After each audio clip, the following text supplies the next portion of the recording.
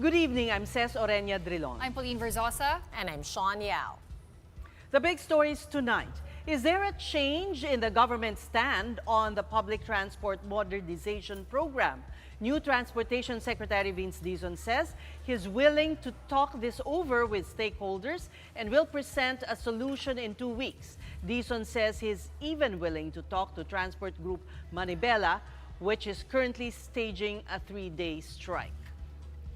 And is the president's older sister, Senator Amy Marcos, out of the administration's senatorial lineup? And what about fellow senatorial bet Camille Villar, who, just like Amy, has skipped the coalition's campaign rallies since the arrest of former President Rodrigo Duterte? And we sit down later with Health Secretary Ted Herbosa to talk about current health issues in the Philippines and how the department plans to address them. Bakit ba kailangan resign? Dahil hindi mo pinapakita sa taong bayan na maayos kang mag-isip at kaya mo ang mamuno. That was Vice President Sara Duterte speaking in front of a crowd that gathered in The Hague ahead of former President Rodrigo Duterte's birthday. We'll get to that story later. We are, however, starting this week with the long-drawn PUV modernization program. Transport Group Manibela is halting operations for the next 3 days. And the reason? To protest the public utility vehicle modernization program.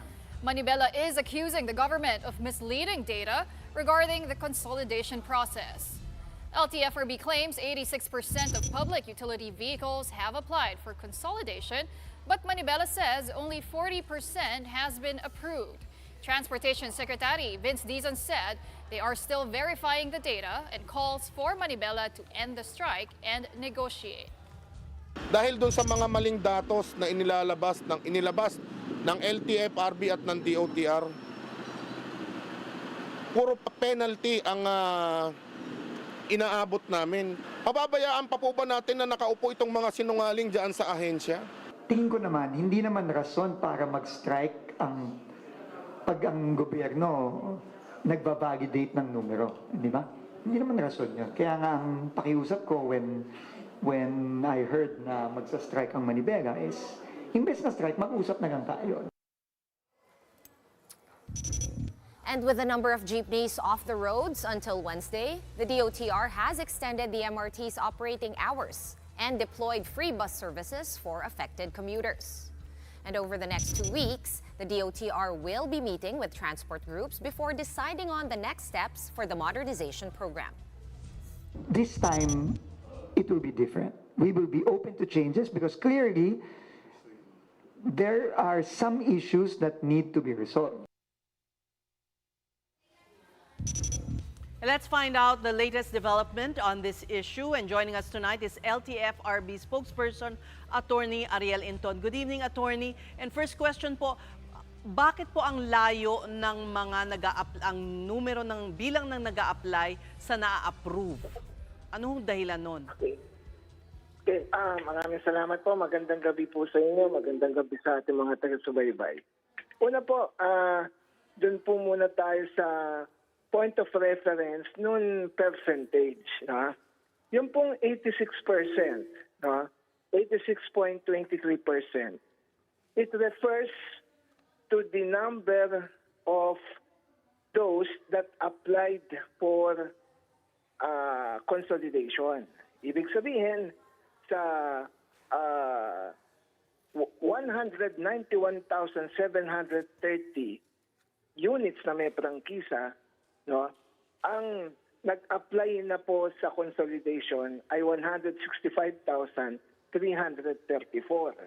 Ngayon, ito pong kabuuan na to is not only PUJ. Meron pong UV, may minibus, may bus, but the bulk of this percentage are public utility jeepneys. Ngayon, out of this, ang natapos na pong proseso is about 43%. Kaya yun pong 43%, yun pong sinasabi nila na kasinungalingan, wala pong basihan yun. Kasi yung pong point of reference, iba. The 43% refers to those already approved, yung natapos na po, while the 86% refers to those that applied. Ngayon, meron pong katanungan kayo na bakit ganon mukhang malayo, di ba? Yun yung percentage. Ngayon, meron po kasing by the way, ako po pangatlong araw ko pa lamang po to na dito as spokesman. So, I went over what is available na mga data dito po sa ahensya.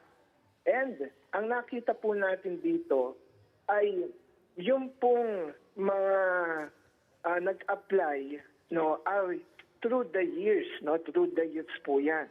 For instance, December 2020, ang nag-apply po is only 18.35%. Tapos nag-increase to over the years. So, yung pong taon, yung pong pag-apply from December 2020 to November 2024, naturally yung iba na unang maaprubahan kasi nauna silang nag-apply. So that's one. Second, meron pong mga nakita ko sa pag-aaral, some requirements, consolidation requirements, na tila dito po nagkakaroon ng deadlock. Ibig sabihin, operators medyo nahihirapan po dito to comply. Like capitalization and financial requirements, fleet modernization, legal administrative barriers, loss of independent operation. Yan po yung mga nakitang dito na kakaroon po ng stumbling block. Ngayon, pagka tinanong, kung meron ito, hindi ba medyo malayo yun 86 saka yung 43? Ganito po ang naging solusyon ng ng ahensya. Ito po yung hindi po masyado na napapaliwanag Ano po yun? Kapag nag-apply po kayo ng consolidation, meron na po kayong provisional authority. In other words, pag niyakap na po yung programa, there are already rights and privileges available to the applicant. Meron na po sila, So you're saying, entitled. kung putulin ko lang kayo, you're saying na hindi naman ibig sabihin hindi pa na-approve or na-disapprove. Hindi makakabiyahe. Oo. Yan. In other words, yung 86%, bumabiyahe po yan. Hindi po yung 43% lang po ang bumabiyahe. Na-reject. Kasi Okay. yung pong 86%, yung meron na pong provisional authority para bumiyahe yun.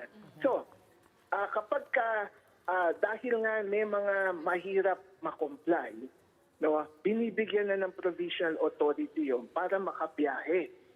Otherwise, yung logic ng programa mawawala kasi halimbawa pag nag-apply ka hindi ka pa nakaka-comply ng mga requirements o hindi ka pa pwede bumiyahe, wala pang mga requirements mo, masisira po yung programa. Attorney. Kaya opo. Okay. Sorry to cut you, pero I think kasi yung main issue nung mga transport groups right now, base sa mga interview namin sa kanila, ang concern kasi nila, ayaw nilang mawala sa kanila yung prangkisa mismo. So, it would seem to us, that we are now at an impasse. So, ang tanong ko ano pa bang pwede nating pag-usapan? Kasi parang willing ba mag-give way? Yung prangkisa talaga yung pinagkakapitan talaga nila and they're not willing to let it go. Okay.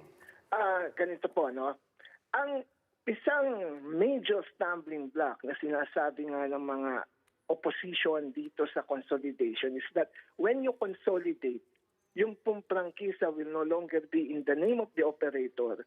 It will already be in the name of the corporation or the cooperative na sila ay member na doon, magiging member noon. Yun po talaga, totoo po yun. Dahil nasanay nga po ang mga operator na nakapangalan sa kanila yung prangkisa. But we know very well that franchise is a privilege. So, pwedeng bawiin ng pamahalaan, no, for just cause and may due process. Dito po yung sinasabi na, okay, may prangkisa ka, pero hindi naman forever sa'yo yan. No? May programa po yung pamahalaan na yung prangkisa niyan ay maiilipat sa kooperatiba na ikaw ay kasapi nun. Tama po yun na yan po ang isa pong nagiging stumbling block dahil nga ang nakasanayan na ang operator nasa kanila pangalan ang prangkisa. Yan, Okay, yan. okay po. Oo. Maputol ko lang po kayo. Marami pong salamat sa inyo, Attorney Ariel Inton, spokesperson ng Ltfrb. Speaking of that transport strike, traffic remains heavy as well on the northbound lane of the Nlex as repairs on the damaged Marilao Interchange Bridge are underway. To discuss the latest developments, we have Nlex Traffic Operations Head Robin Ignacio joining us tonight. Magandang gabi po, Robin. Ano po yung update sa Marilao? Talaga bang libre na ang toll for now hanggang maayos? Kamusta ang traffic? Yes, good po. And yun po, yung ating traffic starting this morning po ay nagkaroon na po ulit tayo ng congestion for the northbound direction because we needed to close po yung 3 lanes for the repair of the bridge, and we are left with just 2 lanes, the outermost and to the right and to the left lane. So these 2 lanes seems not enough, and what we are doing is we are implementing a counterflow or a zipper lane for the northbound traffic. And yes, Sir Robin, 2 weeks pa rin po ba ang minabataan ng Nlex Corporation to fix the bridge? And is there any way to expedite that process without compromising the safety of motorists and of course the quality of the repairs? Yes, we are targeting end of this month for the complete of the repair po, pero if we can have it fast track pa para mas maaga po yung pagbubukas namin, and then we are doing our best para po mas mapaaga doon sa target nating end of this month. Okay, and if you can explain lang, no, Sir Robin, kung ano ba yung ginagawa pa ng Nlex, and to follow up on Pauline's query, may chance ba na mas mapaaga ang completion nitong project, nitong repairs, of course, without sacrificing quality and safety? Meron naman pag-asa pa, but of course, without any delays po nga sana o any concern that will arise habang ginagawa po namin yung repair. Yun pong ginagawa nga natin. Just as I mentioned, we are only left with 2 lanes. So we need to implement counterflow once in a while for as long as yung southbound direction po natin ay hindi naman po affected nung pag-convert po natin ng 1 lane into counterflow lane for traffic for northbound traffic. And yun po, I think the repair is progressing well. Yun pong damaged horizontal beams are already cut, and the fabrication of the replacement are already completed. So what we are doing now is raising the girder, and they will be welded para after the repair, the strength of the bridge will be restored to its original. So sir, confident naman po kayo na matatapos po lahat ng repairs dyan sa Marilao Interchange Bridge before Holy Week? Kasi 2 weeks na lang po, Semana Santa na. So with that, ano pa rin po ang mga preparasyon na ginagawa ng Nlex to prepare for the exodus of vehicles? Kasi hundreds of thousands po ang gumagamit ng Nlex, lalo na pag Holy Week. Yes po, yun nga po, as I mentioned, yun pong end of this month na target namin is achievable, at meron pang chance if everything goes well, baka mapapaaga po konti. And yun po yung preparation natin ng Holy Week. As you mentioned, totoo po, kailangan po talaga open po lahat yung lanes natin by then. And for the northbound direction po, mas marami po kasi talaga yung bumabiyahe po ng Wednesday afternoon hanggang Thursday early afternoon. So usually we are also implementing counterflow to add the lanes for the northbound direction. At yun naman pong balikan, ganun din po. We are again implementing counterflow. This time naman po from northbound direction to be used by southbound traffic flow. Okay, maraming salamat po. Nlex Traffic Operations Head Robin Ignacio, thank you for your time. All right, we're going to take a quick break, but coming up next, We'll be sitting down with Health Secretary Ted Herbosa to discuss the current state of health in the Philippines and the department's plans to address its key issues. All that and more when we return. Keep it here on One News.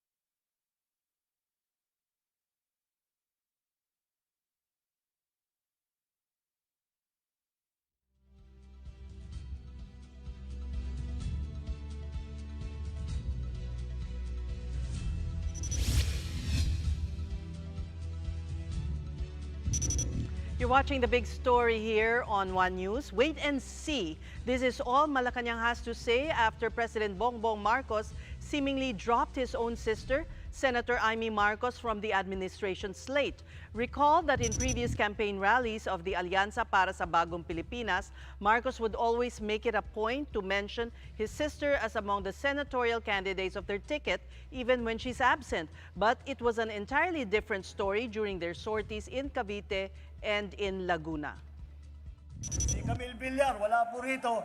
Ang kanyang mga ninuno naman ay tiga Iloilo. Magkaisa po tayo sa ating alyansa. At huwag natin gawing alyansa lamang nitong 11 na tao, 11 na kandidato na tumatakbo bilang senador na kasama sa alyansa. Note that Congresswoman Camille Villar was also absent in both sorties. Villar offered no explanation. Meanwhile, in an ambush interview, Senator Amy Marcos directly said she is busy studying the merits of former President Rodrigo Duterte's arrest by the International Criminal Court. But she also clarified that she's not backing out from Alianza.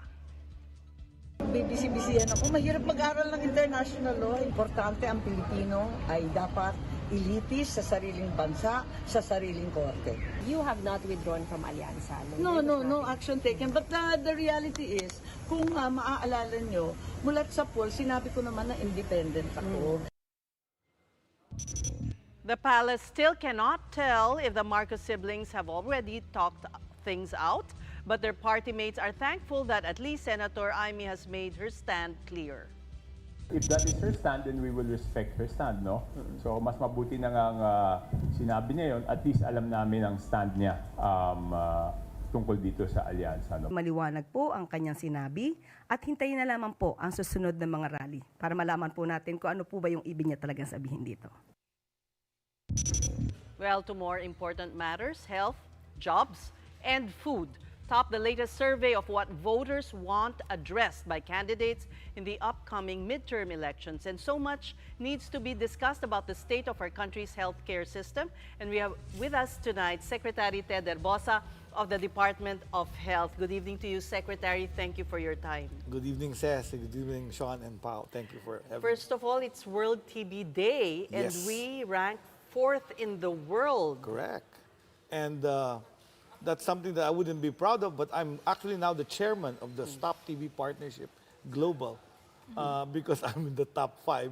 That means if the Stop TB is done in the 5 countries, we would eliminate about 78% of global TB.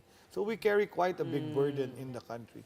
And the key there is really just plain more detection. In fact, my activity for World TB Day was getting x-rays done to all our citizens for free. So we did all over the country. We were able to do Only 16,000. Not today, last week. The whole week last week, we were taking x-rays in different areas of the country. We had portable, ultra-portable, the one with the mobile, and people just walk in and get x-ray. We were able to do almost 17,000 x-rays. Can So you reduce our ranking in the that's world? the goal. I want to get kicked out of the top 5, maybe out of the top 10. That's and- one list we would want to be kicked Correct. out of.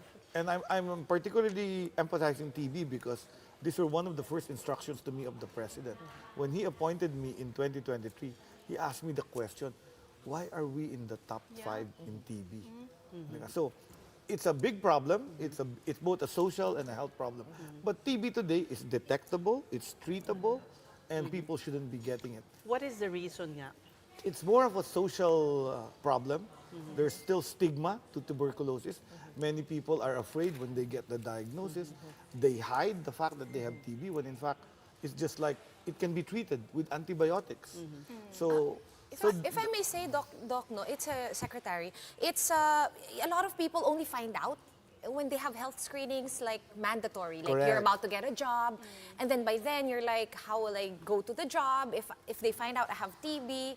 And then the treatment is so long. correct. The treatment is 6 months. Yeah. So that's the other problem. We are able to diagnose them on an X-ray for a job job application, but then they don't complete the treatment, and that's why we're spreading the TB. Ayun. How is it Kasi they feel complete better. it? Yeah, they feel good after about 1 month of medication. Just, I'm already feeling better. I won't take the medicines.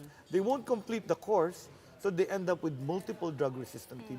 They end up infecting the other members of their family. So, Secretary, how is it commonly transmitted? What's the most Airborne. Airborne, like COVID. Right. It's airborne. It goes in there. You cough, you speak. So at the workplace, is it or The Public elevator, transport. public transport, Malls, yes. restaurants. Malls and restaurants.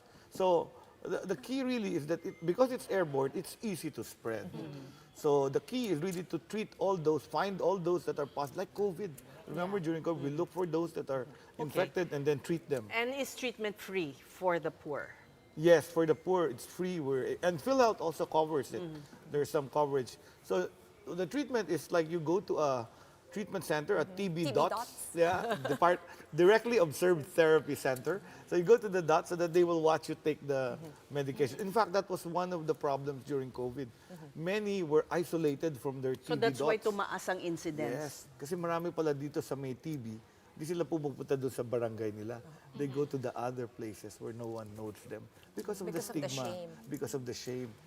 But it's actually worse because you can also pass it on to children who get primary Correct. complex, right? And then, but also like COVID, Sec, parang some people, they don't even feel anything. And yung pala, they have TB already. In that case, how do you know, it's like the asymptomatic people with Correct. COVID. So that's right? the other reason why TB spreads. Most of them will be, they feel good. They probably have some slight fever at night, maybe night sweats, cough a little, and they think it's ordinary cough. Yung pala, TB na. So that's why it keeps spreading because of this asymptomatic or people who don't feel anything. Now let's go to another disease, dengue. And you predict that this year will be seeing a spike in cases. Why is that so? Because January, February, we had a 74% increase. In fact, we gave away dengue larvicides and test kits to Calamba and to other places in Laguna. With high incidence. Yeah, of because dengue. of high incidence. But that will lower down, that will trough. That's going to be because of the summer. Because of the heat, kukonti yung Pero vector. Pagdating ng tagulan, wet. tingin ko, if it reach 74, the curve will also reach 74% increase. So we're readying and making sure that people are ready. They clean up the areas where the mosquito can reproduce.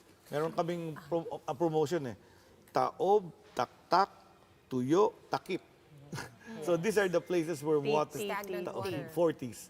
40s. Don't say it that way. Say 40s. I only said, okay. 40s. Secretary, is it correct when they say that itong dengue, they thrive, those mosquitoes thrive not in dirty places, but in fact in clean water, in fact. Yeah. That's right. And it's an urban, the Aedes mosquito likes clean water.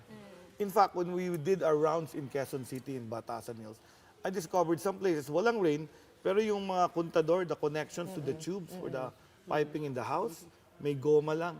And sometimes that's leaking. And then there's a puddle of water. Ayun, doon na, no. Then there are the bottles of yung mga refillable water. Na So, nakatambak. Nakatambak with water pa inside. Doon, pinapasok. Kaya taob. Kaya taob, taktak, But this tuyo, is takip. also connected to climate change.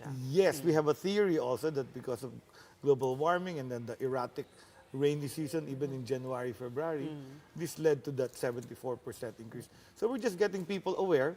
The way to control dengue is to lower the vector. Pag nabawasan natin yung mosquito, mababawasan yung magkakadengue. There's also this misconception, and I've been hearing this a lot, kasi nung bata ako, ang sinasabi, sa umaga lang nagkakagat yung Aedes aegypti. That was stripy Umaga at mosquito. hapon. That's true, umaga at hapon. They And then actually now feed. they're saying daw they That's can not just true. bite daw anytime. I May don't know. Let's katotohanan ask ba the yun? I know, expert. I wanted to Number ask. one, it's only the female mosquito that bites. Yeah. Because it feeds for its larva when it's about to lay eggs. So it feeds on blood, on human blood. So sa morning, early morning, kaya yung kids at school are protected. That's why we give away this mosquito net that are treated with insecticides to kill the adults. And then we clean the water. That's where the kitty becomes a full-blown mosquito. One mosquito will lay up to about 100 eggs. And in about 4 to 7 days, adult na yung larva. Ganun kabilis mag-multiply yung Aedes mosquito. So you're saying let's not let our guard down kahit Yes. na pa-summer. Oo. What about yung mga, kumbaga, traditional Filipino treatments? There's usually parang gulo na parang pwede ba gamitin yung tawa-tawa or ganyan. I know it's not a Western medical advice, but kung mataas na talaga yung kaso, may harm ba na subukan tong mga traditional therapies natin? Sen? The traditional therapy, I'd still recommend, because the problem with dengue is the hemorrhagic shock. That means you end up with a second dengue infection and your blood vessels, you have a problem with your platelets, they go down, and then you start bleeding. So if you're using tawa-tawa, baka hindi mag-work, then you'll also end up going to the hospital late. So our recommendation is to go to the hospital early. We now distribute like a test kit, just like on COVID. So we can have an NS1 test, which tells you, the mother, especially kasi children ang tinatamaan nito, that it's dengue or not. So when we do the test in the emergency department, sabihin na namin, dengue yan, we can take care. Kung mild siya, you can go home. Kung medyo yung blood niya problematic, admitin sa hospital. Pero kung hindi siya dengue, kampante na yung mother. It's not dengue, it's probably just an ordinary cough, cold, flu. Is this covered by PhilHealth? Yes, it's covered. Dengue is covered by PhilHealth. The PhilHealth pays something like 19,000 for mild dengue that's hospitalized and about 46,000 for severe dengue that you get into the ICU, you're monitored. Let's go to the big picture, especially since PhilHealth is, there's a big controversy, a case pending before the Supreme Court. How much really of the sin taxes collected go to PhilHealth and go to the DOH? How do you distinguish? Well, it didn't say how much goes to PhilHealth and the DOH. It just says 80% of the sin tax collected should go to the National Health Insurance, that's PhilHealth. Millennium Development Goals, at the time that law was passed, we were looking at maternal mortality, pregnant women, nutrition, TB, HIV, and Stunting health nandyan promotion, pa. and nutrition, and nutrition, and then also for health prevention. Those things I mentioned, MDG and prevention, is all with the DOH. Okay. So how do you PhilHealth is just divide? financing. How do you divide that 80%? Depending on what we need, like for example, I now have a health promotion bureau that we run to promote healthy lifestyle and wellness and disease prevention. We're now buying all the vaccines for women sa HPV vaccination na push ko kay President. That's from sin taxes and money that they give us for programs what we call population-based. So it's still the House of Representatives that will allocate. It's like this, the population-based healthcare is Department of Health. Individual-based care is financed by PhilHealth. So if a member gets sick and goes to the hospital, part of the financing comes from PhilHealth. But for vaccinations for girls that need the HPV vaccination, that's budget given to the Department of Health. That can come from sin tax. So not everything goes to PhilHealth. I think a bigger portion So you actually think goes there's a misconception? Correct. I think there's a misconception. They think they're reading the law, but they stop at the first comma. But the law actually says National Health Insurance, MDG goals, and health promotion. The bigger portion should go to the Department of Health. So now that it has a zero subsidy this year, you will fork Oh, no. out.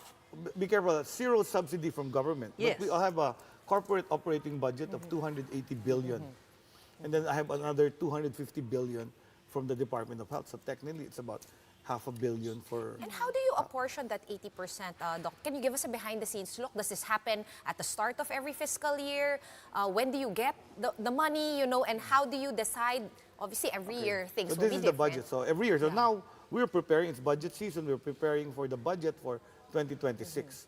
So we look at our programs. Like now, I have new programs like Purok Kalusugan, the Bagong Urgent Care and Ambulatory Services Center. So we're now fixing the budget so it will fund most of what we're trying to emphasize. So that becomes what's called the NEP, the National Expenditure Program, which is the President's budget. And then by around September, this is submitted to Congress, and Congress makes it himay. They look at it, they look at the programs, and then it goes to the Senate, and then it gets to a BICAM, and then it gets passed.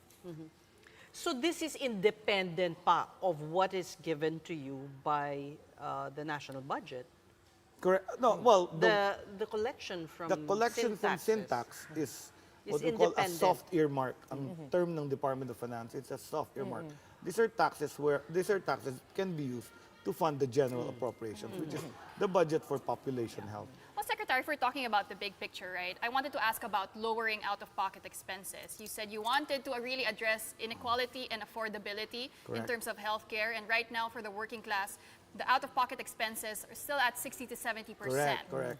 So where, Those who actually contribute to PhilHealth. Yeah. That's true. Yeah. Diba? That's correct, because the national health accounts looks at the share. So universal health coverage is really about making sure that all the citizens, when they get sick, wala na silang out of pocket. My idea of a universal healthcare country is something like 80 to 100% is covered. So that when the working class gets sick, they don't have to dig deep in their pocket and then pay for help. But in the Philippines, it's 40%. But I think it's even lower than that. Kasi in some hospitals, it's really very expensive, especially if you go to a private hospital. So the poor are now covered with universal healthcare and PhilHealth. No balance billing in the public hospital. So if you're poor, you can get brain surgery, heart operations, libre, cancer, libre lahat. My worry now is my working class, the middle class, who's the one trying to pay for the taxes. Actually, kaltas na sa kanila yung, when they get their salary, kaltas na yung tax. But when they get sick, they have to borrow money. They have to loan money to pay for the hospital bills. So that's the next phase of universal healthcare. I want to get some level increase from 40%, maybe increase out of the support to about 80%, 70 to 80% by the time I finish. But How? there's How? that's a big know, it's a question, secret. right? How Secretary? muna? How? Because of like the, You know what? that's I have an do answer that. to you. Efficient use of money. And you're not ever going to get that if you're going to put the money in the bank.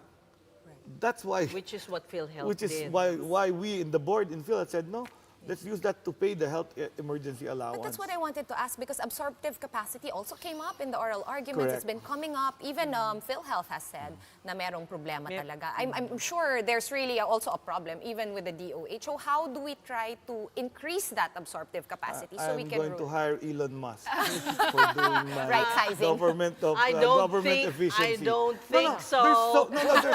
There's a lot of money, but we need to make it efficient. I think what they're doing in the US is probably the right path. If you have money, now my budget is probably the biggest ever in the Department of Health in its history. 200.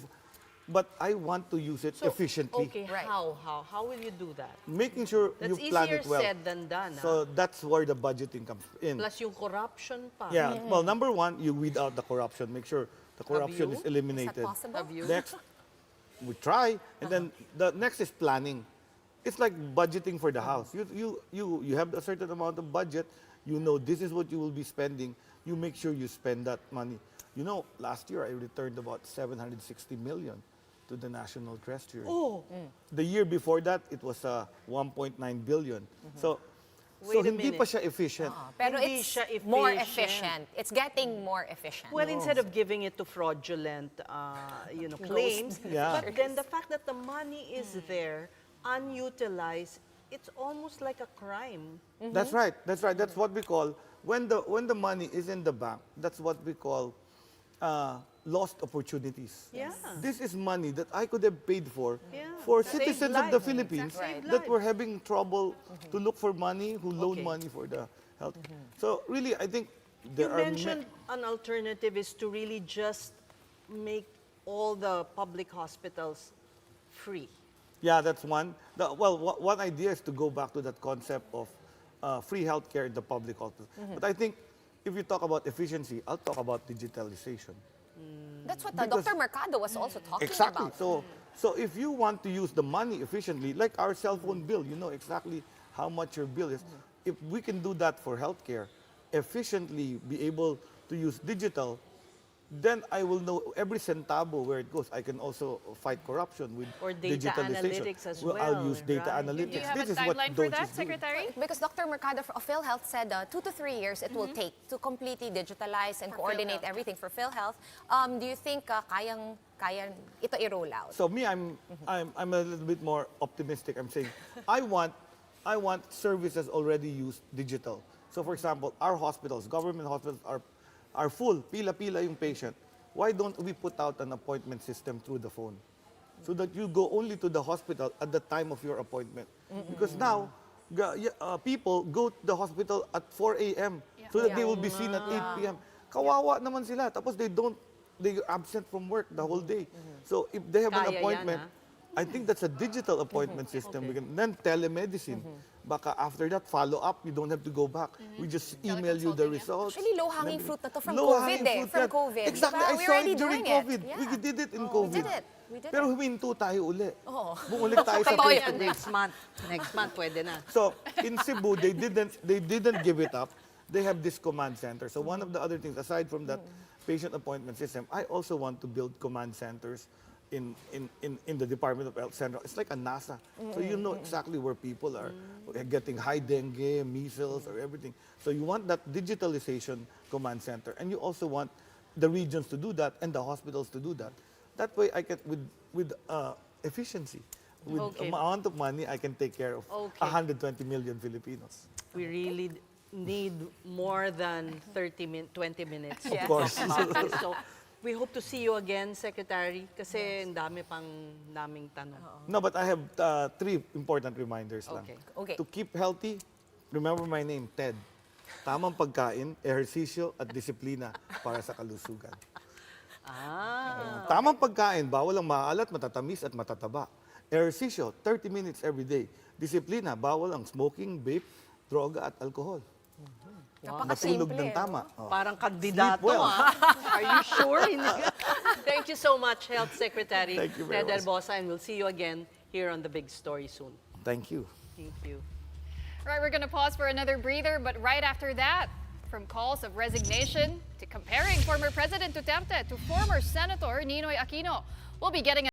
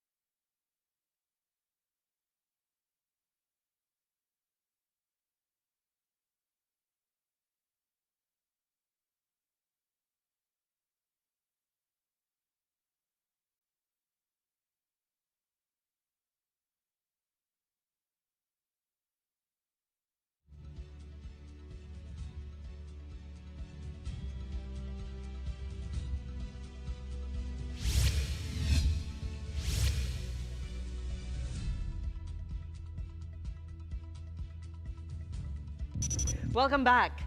Thanks for staying with us here on The Big Story. Whatever happens, he wants to come home to the Philippines. This is former President Rodrigo Duterte's request, according to his daughter, Vice President Sara Duterte. One News senior manager, Jovi Francisco, reports to us live from the Netherlands. Jovi, how's the situation over there? Says we are waiting for former President Rodrigo Duterte's lead counsel attorney Nick Kaufman outside the penitentiary because we want to ask him some details regarding the legal strategy of the defense panel after yesterday's meet and greet with the Vice President Sara Duterte, where some details were revealed. Here's the report.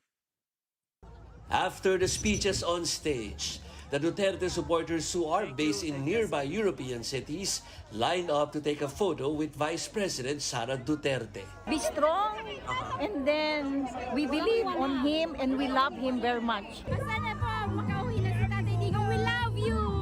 Sana makauwi na si Tatay Digong. We love you so much! Overseas Filipino workers filled up a big portion of the Het Malieveld Park Sunday for a meet and greet with the VP. This, they say, is also their way of showing love and support for former President Rodrigo Duterte, who is detained here at The Hague.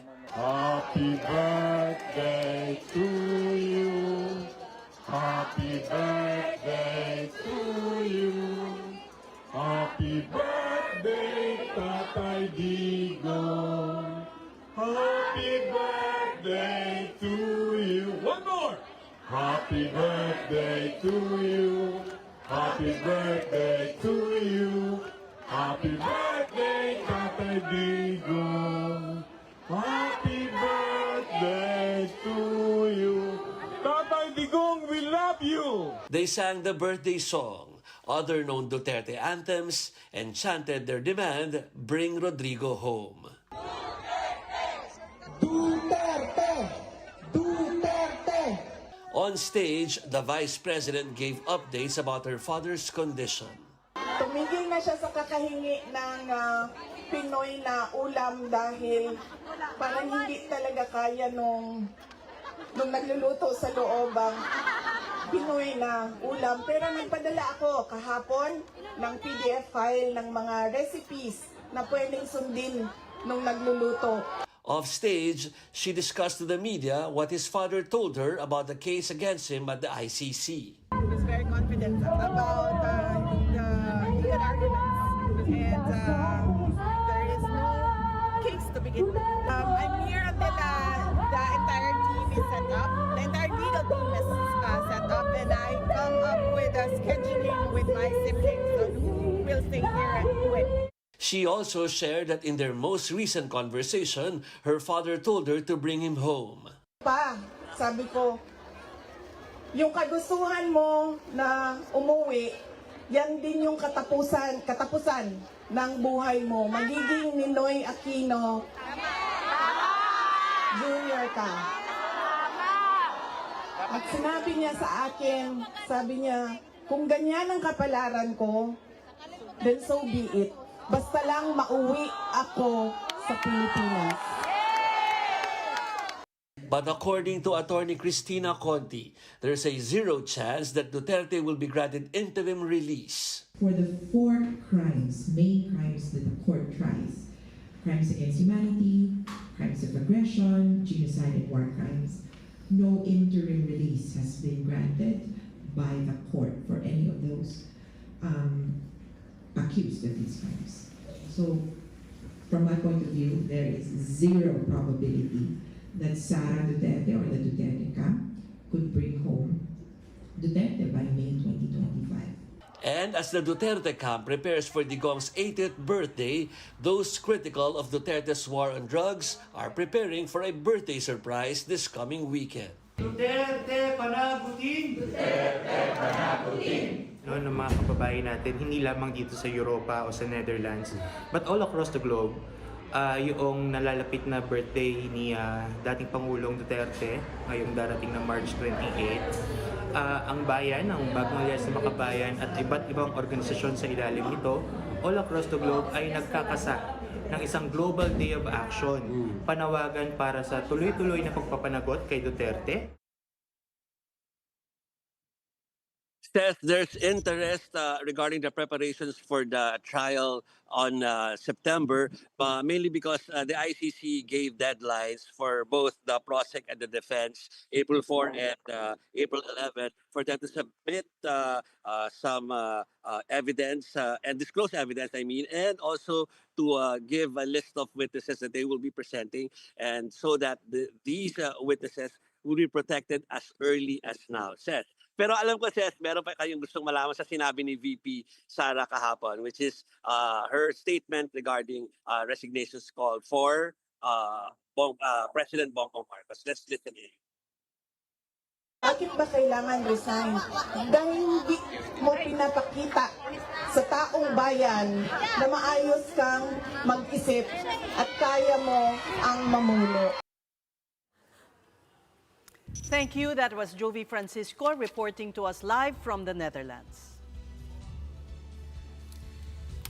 The Aquino family has spoken. They are opposing Vice President Sara Duterte's remarks, calling former President Rodrigo Duterte Ninoy Aquino Jr. The Vice President likened her father to former Senator Benigno Aquino Sr., who was assassinated upon returning from exile in the United States. In a statement, the Aquino family said history shows that what happened to Ninoy is different from what Duterte is going through. Meanwhile, Malacanang also opposed the Vice President's remarks, noting that Duterte likened himself to Hitler. Parang hindi po natin nadinig noon na inahilin tulad ni dating Pangulong Duterte ang sarili niya kay Ninoy, kung hindi kay Hitler. Meron po siyang sinabi mismo, sinabi pa niya dito, and I quote, Hitler massacred 3 million, actually it's supposed to be 6 million Jews. Now there is 3 million, what is it? 3 million drug addicts in the Philippines. There are. I'd be happy to slaughter them. At least if Germany had Hitler, the Philippines would have me. So napakalayo pong ipakumpara ang sarili o ikumpara ang dating Pangulong Duterte kay Ninoy Aquino na hindi nagkaroon ng anumang record ng mass murder or crimes against humanity. The palace also questioned the validity of concerns over Duterte's safety if he returns home, asking whether or where these alleged threats are coming from. Castro also emphasized that no proof of threats against VP Sara has been presented to the NBI nor the PNP. She says that such claims should be backed by proof, dismissing them as false. China has denied reports that former Philippine President Rodrigo Duterte applied for asylum before his arrest. Foreign Ministry spokesperson Guo Jiakun clarified that Duterte's visit to Hong Kong was for a private vacation. China says it never received an asylum request from Duterte or his family. Officials urge the media to be cautious about unverified sources and avoid spreading misinformation. All right, well, we also had an action-packed week one at the 2025 Toyota Gazoo Racing Philippine Cup. And now both racers and organizers are looking forward to even tougher competition in the coming weeks. Here's more on that story.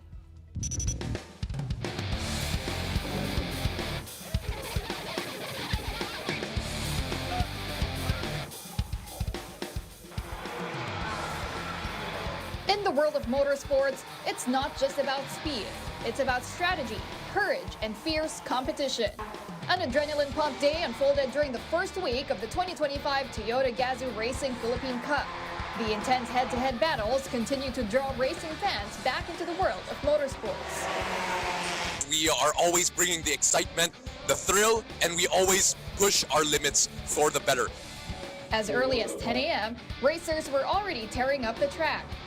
First to hit the tracks were the novice and legacy racers. It was bumper-to-bumper action, everyone eager for a podium finish. Taking home the first place for the novice class is John Ray San Diego, while the first place for legacy class is Paulo Ang. And for first-time racer Arian Bautista, it was truly an unforgettable experience. I'm looking forward to my adrenaline rush pumping through my veins. I want to beat these guys. Alam mo yun, yung mga classicals, they're so fast talaga. As in, sobrang bilis. Competition turned up a notch with the sporting and super sporting classes as the skilled racers conquered the 12-lap race.